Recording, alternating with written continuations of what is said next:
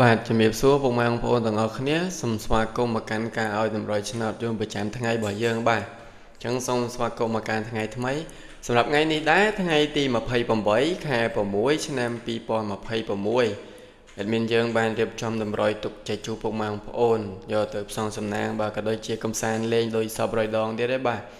តោះអញ្ចឹងយើងកុំឲ្យរងចាំយូរយើងទៅមើលតម្រុយរបស់យើងហើយ admin ក៏សូមចិត្តពុកម៉ែបងប្អូនបាទដែលមកក្រោយឬក៏កំពុងទស្សនាបាទសូមជួយ like ជួយ comment ហើយដាក់សញ្ញាកណ្ដឹងឲ្យបងប្អូនម្នាក់មួយផងបាទដើម្បីទទួលបានវីដេអូតម្រុយឆ្នោតមុនគេជារាល់ថ្ងៃ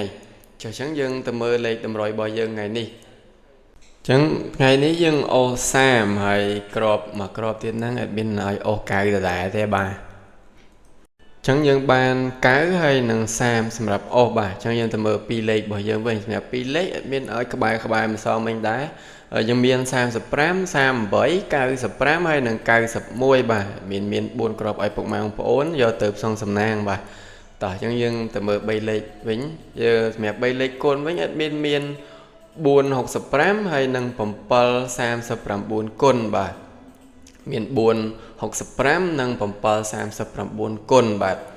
ហើយតម្រុយបាទមានយើងក៏បានឈានចូលមកដល់ទីបញ្ចប់ហើយបាទមានធ្វើខ្លីៗទេបាទសម្រាប់ងាយស្រួលដល់ពុកម៉ែបងប្អូនសម្រាប់កំសាន្តលេងក៏ដូចជាទស្សនាផងដែរបាទអញ្ចឹងជាចុងក្រោយ admin សូមជូនពរដល់ពុកម៉ែបងប្អូនបាទដែលបានយកតម្រុយឆ្នោតរបស់ admin យកទៅចាក់សំណាងបាទ admin ជូនពរឲ្យត្រូវទាំងលេខតូចនិងលេខធំបាទហេងទាំងអស់គ្នាបាទអញ្ចឹងជូនពរពុកម៉ែបងប្អូនទាំងអស់គ្នាហេងបាទជម្រាបលាបាយបាយ